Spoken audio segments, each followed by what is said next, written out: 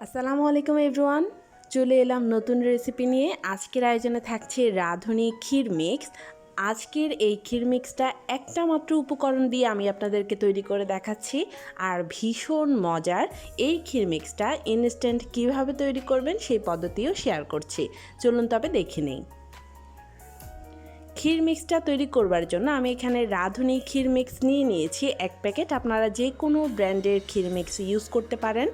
এবার প্যাকেটটা খুলে দেখিয়ে দিচ্ছি যে এর মধ্যে টোটাল কয়টা প্যাকেট রয়েছে। এখানে মোট একটা প্যাকেটই রয়েছে, আর এই প্যাকেটটা দিয়েই আজকের ক্ষীর মিক্সটা আমি আপনাদেরকে তৈরি করে দেখাচ্ছি। তো ক্ষীর মিক্সটা তৈরি করবার জন্য চুলে একটা প্যান বসিয়ে দিলাম, আর তাতে দিয়ে দিচ্ছি 1 লিটার পরিমাণ তরল দুধ। এবার দুধটা হালকা একটু গরম হয়ে এলে এখানে সম্পূর্ণ ক্ষীর মিক্সটা আমি এখানে দিয়ে দিচ্ছি। এই ক্ষীর মিক্সটার মধ্যে যা যা উপকরণ রয়েছে তা প্রত্যেকটা প্যাকেটের গায়ে লেখা রয়েছে। সম্পূর্ণ ক্ষীর মিক্সটা আমি দিয়ে দিলাম।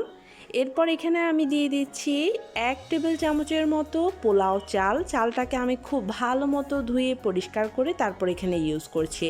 পোলাও চালটা দেওয়া অপশনাল, এটা চাইলে আপনারা দিতে পারেন, না দিলেও সমস্যা নেই। এটা আমি দিয়েছি মূলত মিষ্টির ব্যালেন্সটা ঠিক রাখবার জন্য। এই ক্ষীর মিক্সটাতে আমার কাছে কেন জানি মিষ্টির পরিমাণটা একটু বেশিই মনে হয়।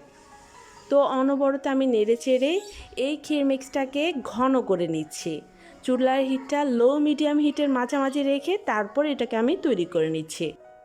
অল্প আঁচে ক্ষীরটা রান্না করার কারণে দেখতে পাচ্ছেন উপরে কতটা সর পড়েছে। এই সরের কারণে এই ক্ষীরটা খেতে আরও বেশি মজার হবে।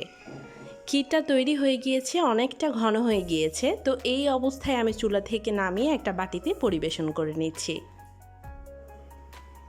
এই ক্ষীরটা আপনারা ফ্রিজে রেখে ঠান্ডা করে তারপর পরিবেশন করতে পারেন। তো ক্ষীরটা এভাবেও খাওয়া যায়, আবার একটু ডেকোরেশন করেও খাওয়া যায়। এখানে আমি কিছু ড্রাই ফ্রুটস দিয়ে ডেকোরেশন করে দিচ্ছি, কিছু কিশমিশ দিয়ে দিলাম, উপর থেকে কিছু কাজু বাদাম দিয়ে দিচ্ছি, এরপর কিছু চেরি কুচি দিয়ে দিচ্ছি। এতে করে এর লুকটাও অনেক বেশি সুন্দর আসে আর খেতেও বেশ ভালো লাগে। আশা করছি আজকের এই ঝটপট ক্ষীর মিক্সটা আপনাদের ভালো লেগেছে। ভালো লেগে থাকলে অবশ্যই রেসিপিটিতে একটি লাইক দেওয়ার অনুরোধ রইল। সবাই ভালো থাকবেন, সুস্থ থাকবেন। আগামীতে অন্য কোনো রেসিপি দেখার আমন্ত্রণ জানিয়ে আজকে এই পর্যন্তই। আল্লাহ হাফেজ।